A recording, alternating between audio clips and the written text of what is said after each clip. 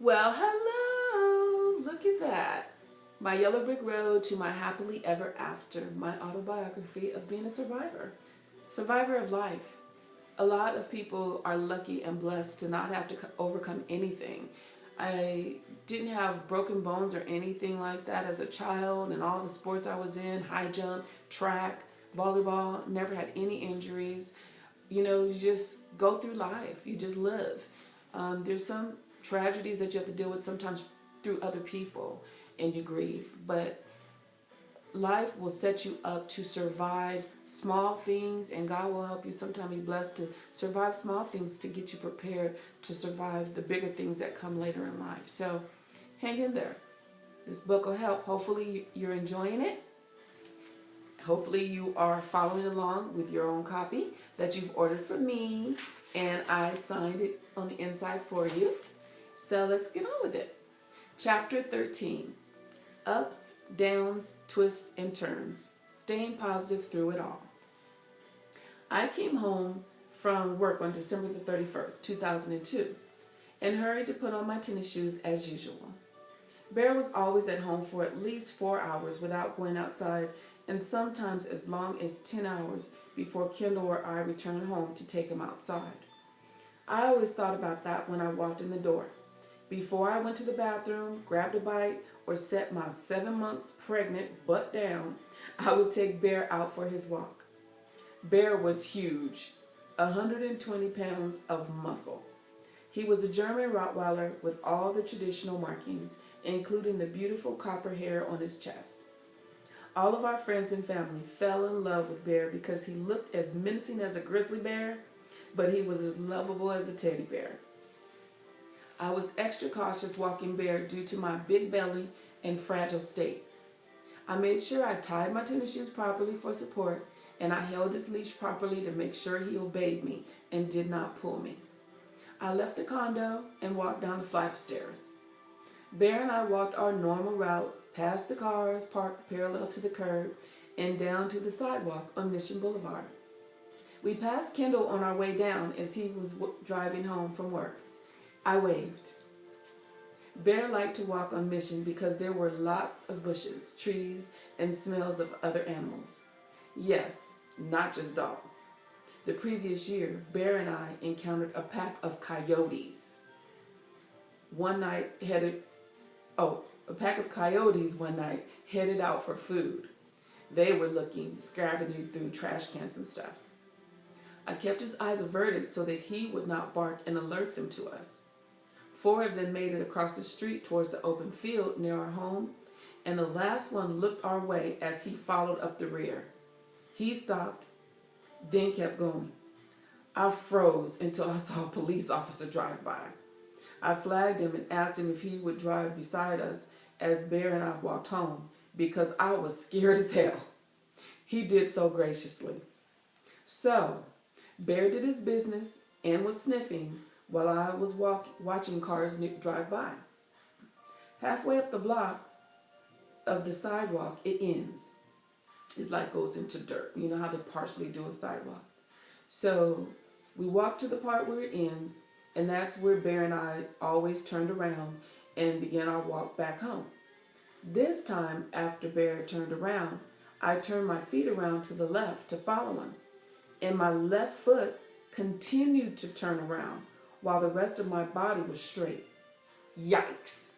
Yes, I had that simply dislocated my left foot.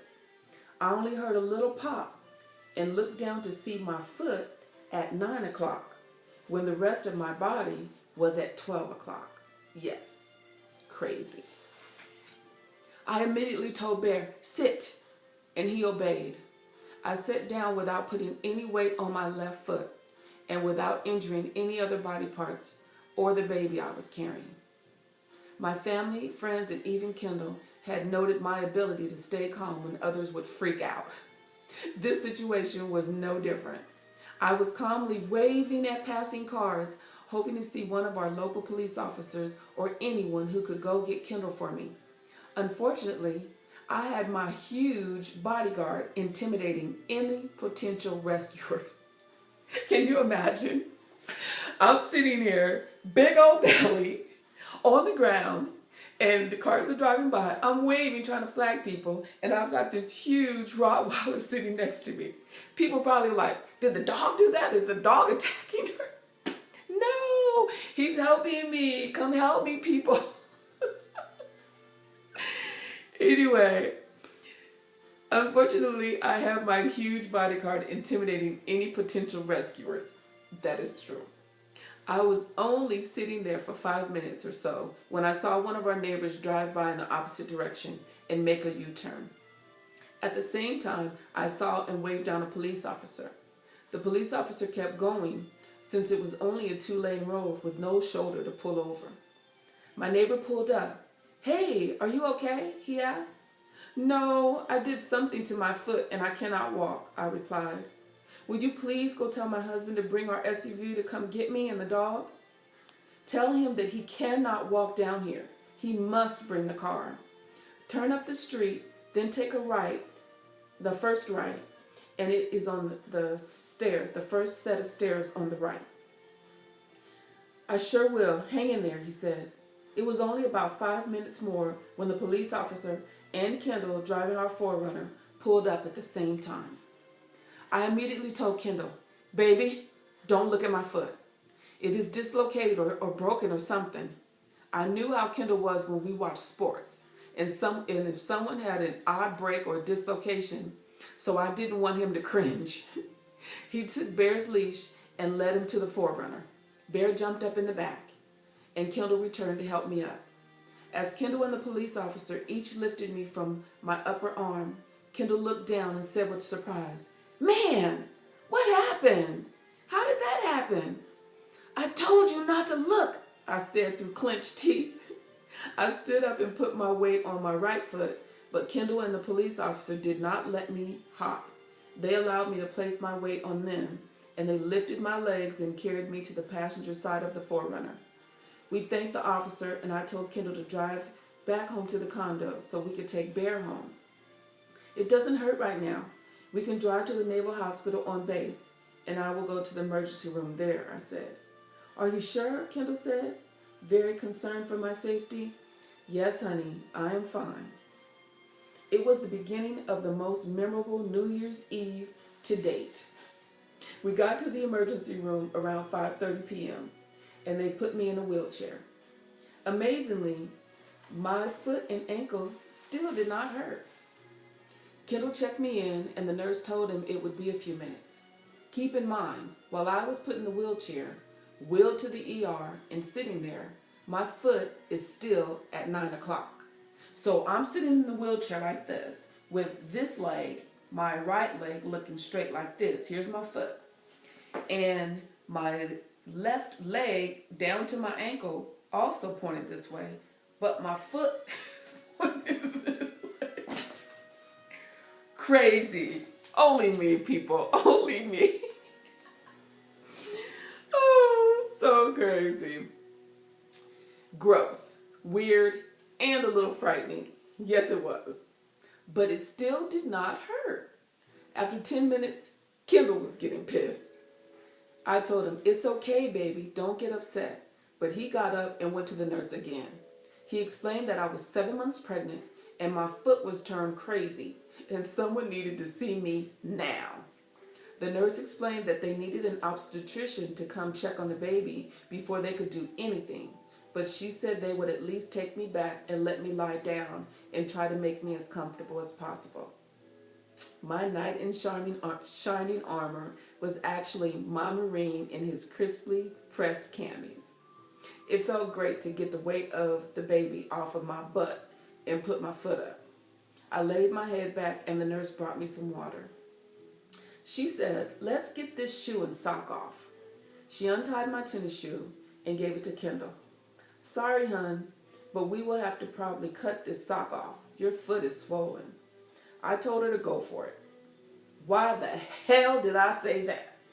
As soon as she cut the sock, the circulation returned with throbbing, swelling, and whatever else was going on down there, which made it hurt like hell. Now the fact that my foot looked deformed and made me look like a mannequin who was not yet ready for the department store window, was much more real because the pain was so intense. Ouch! Oh boy, does that hurt, I said to the nurse. Yes, all the pressure was building up because of the sock. I am so sorry you're in pain, hon, but we cannot give you anything until the obstetrician checks the vital signs of your baby. I understand, I said as she left the area, even though I wanted some painkillers so bad before I bit off my lower lip. Kendall let me squeeze his hand while I explained how it happened. We waited. By the time they ran tests, checked the fetal monitors, checked my vital signs, I was ready for anything. The diagnosis was that I had dislocated my ankle and the baby was fine. I was given some morphine and the doctor was going to reset the ankle while I was under conscious sedation. I am not a medical professional, but I do know the English language. I said English. I do know the English language well enough to know that they wanted me awake while they reset my ankle. Yikes. Conscious sedation is exactly that. They want you conscious while they sedate you. You're just mildly sedated, enough for them to say, do you feel that? So it feels like an ache instead of a pain, but I didn't want to be away for any of it. By the time my ankle was set and put in a walking cast, it was 11:10 p.m. and all three of us were hungry. I was told by the doctor that I would have to make an appointment to get a cast, which I would have to wear for 8 to 10 weeks. Then she released me. Kendall said, "What a way to bring in the new year." I laughed. "We always make it exciting." "We are starving," I said as I rubbed my belly. "Yeah, me too. The emergency room is never fast. I was hungry when I came back from work," Kendall said with a smile and held my hand. "True. I thought I would walk there, then have dinner ready for you when you got home." "So much for that," I said, giggling. "It's 11:30 p.m., so it has to be fast food. I haven't had the burgers at the In-N-Out by the house. Is that okay with you?" I asked. People, this is an epiphany. You're witnessing a realization that I just had. We went to In-N-Out on the New Year's Eve when I was pregnant. No wonder my kid, who is now 13, loves In-N-Out burgers. We're in Texas, and she hates the fact that there's no In-N-Out in this region. I'll have to bring that up to her today. Wow, that's hilarious. "Oh, is that okay with you?" I asked him. "Sure," Kendall said. As we were in line waiting for our burgers, we could hear the honking of car horns. We looked at the clock, then each other, and said, "Happy New Year!" We kissed, paid for our order, and drove home. We discussed the fact that he was deploying to Iraq in a couple of weeks, and there was no way that I could take care of Bear and manage safely with a cast and crutches while pregnant, even though I would not have to go to work since I would be on disability. Thank goodness I had Aflac to help pay the bills. Kendall talked to his mom about what happened. She suggested that Kendall's niece, Chris, come out and help me for those 2 months while I was in a cast, which would coincidentally end around my delivery date. Chris told us that she would definitely come. She would bring her youngest son, Gabriel, who was 18 months old, while her oldest son, Romello, stayed in Indiana with his grandmother and attended school. It was set, and Chris arrived a week before Kendall was due to ship out. We paid for everything. If you have somebody in your family who can help you through a small time or a big time, they may need it as well. They may need a break. They may not be doing anything. Don't be fearful to ask.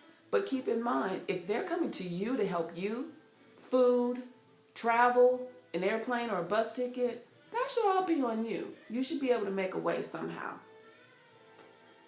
We went over everything that I needed to be done while Kendall was gone and the things I needed help with. Chris, Gabriel, and I went to Camp Pendleton with Kendall on the day that they shipped out. We waited until the last minute before we said our goodbyes. I kissed Kendall goodbye and said, "The next time we kiss, we will have a little one with us." He smiled and said, "I can't wait." He rubbed his hand on Gabriel's head of curls and gave Chris a hug goodbye. Chris was a lifesaver. She was so helpful. She did shopping and ran errands. She took me to doctor's appointments and checked in on me often. It was fun talking to her and playing with Gabriel. My friends, Gabby, Angela, Pat, Janet, and Margie, threw me a baby shower, and Chris drove me to Yerba Linda to attend. My Aunt Robin and my cousin Damali came all the way from Pasadena. I was so giddy. I tried to dress as cute as a pregnant woman with a big belly and a cast could pull off. When I look back at pictures of that day, I think I did a good job. I was glowing. My friends said the way I looked and the position of the baby made them think it was a girl.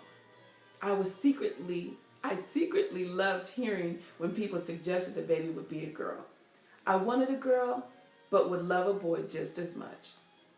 Chris drove me to my 3D ultrasound appointment so that they could take pictures of the baby in my belly at 32 weeks. I did not want to know the sex of the baby. Remember that? I still did it. So the technician took the picture and put it in a sealed envelope. Chris asked me if she could see it. "No," I said while blocking her view. She laughed because she knew I wasn't going to let her see. We did look at the baby's face though, and it looked just like Kendall. It was a boy.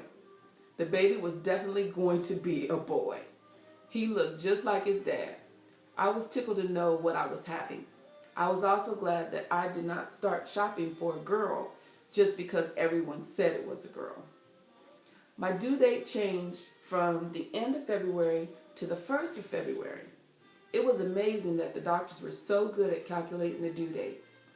My mom came to visit on Friday, February 7, 2003, so that we could go shop for baby gear that weekend.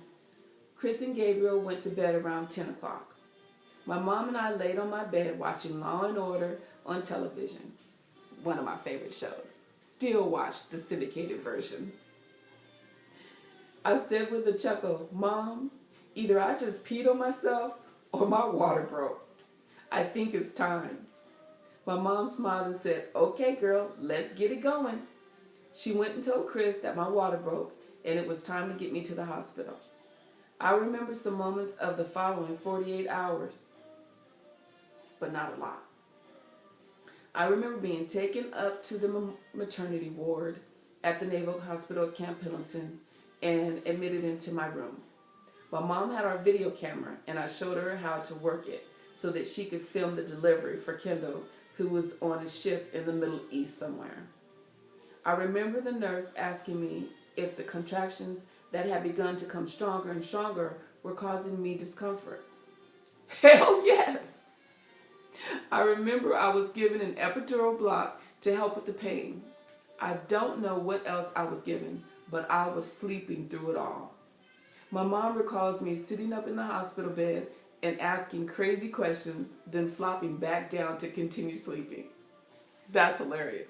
Because she was like, I would lay me there to sleep, and then I just all of a sudden pop up like, "Okay, I gotta go shopping." And then I lay back down. Hilarious. She was kind enough not to have recorded those moments, although I probably would laugh about it now. When it was time to deliver the baby, the nurse and the doctor came in to help me deliver the child that had been growing inside of me. What a miracle childbirth really is. The nurse told me to slide down on the bed and place my legs in the stirrups. I tried to obey, but as I lifted my left leg, which was still in the cast, it just waved in the air, uncontrollable. So like my leg, I had that block, so my lower body is just totally whatever. So that's funny that she would say, "Put your legs in the stirrup" without assistance, because my leg was just like going all over the place. So funny. I tell you, my life is a comedy, people. It really is. Oh. Anyway, so, flopping all over crazy. She was kind enough not to have, Okay, there we go. Sorry, guys. I laughed and the nurse saw my lack of control and helped guide the wayward leg to its resting place on the fur-covered stirrup. The nurse was about 4 feet 1 inch. Tiny little thing. So she stood on a chair to my right. She watched the fetal monitor and my heart monitor while simultaneously coaching me. She said, "Don't push until I say push, okay?" I said, "Yes, okay." The doctor was positioned at the foot of the bed to deliver the baby. My mom was standing with the video camera rolling. We were all ready. I obeyed the nurse's every command, and within minutes the doctor said, "I see hair." The tiny nurse was saying, "Push, breathe, push." "I have the head," the doctor said with excitement. "Push, breathe, push," was the nurse's instructions that I followed as well as I could. "Here comes the shoulders, and the baby is out." "It's a girl," the doctor said proudly. Huh? I thought. I expected to hear, "It's a boy," because of the 3D ultrasound. I giggled out loud and said, "Mom, it's a girl." I was so happy. The rest is a blur until I was awakened in pain. I was placed in my own room in the maternity department at the Camp Pendleton Naval Hospital. Either the epidural and or the morphine had worn off or the pain was intensifying. I woke myself up crying. It was the left leg in the cast. I rang for the nurse. She came in and explained what the problem was, and she gave me something for pain. Then she said she would call the doctor immediately. The doctor came about 30 minutes later and looked at my leg. He said it was common for limbs to swell during or after delivery, and that they needed to cut that cast off because my leg was swelling inside of it. Oh my goodness. Typical for me to have some medical drama. The doctor immediately cut off the cast, and I felt throbbing, but I also felt the relief. Within 48 hours, I was sent home with a beautiful daughter, 6 pounds, 8.1 ounces, and 18.5 inches long, that we named Kinda. Amazing. I'll put her delivery on the website if she says it's okay. I think she'll agree. But this is a collage from the baby shower with all my friends, my cousin Damali and my Aunt Robin, who came. And who else is on here? I think my sister might be in that collage. And there's me resting on the couch with a pregnant belly and my cast before delivery. And then here's the 3D ultrasound. Look at that. That looks just like a boy. That looks like Kendall. Exactly. Look at that face. And then there she is. Surprise! And then there's pictures of us after she was born. Gotta check it out, guys. You gotta check those out. Don't miss out. That's the end of chapter 13. Oh, there's one thing I wanted to mention. Pregnancy. Men, listen up. Women, definitely listen up.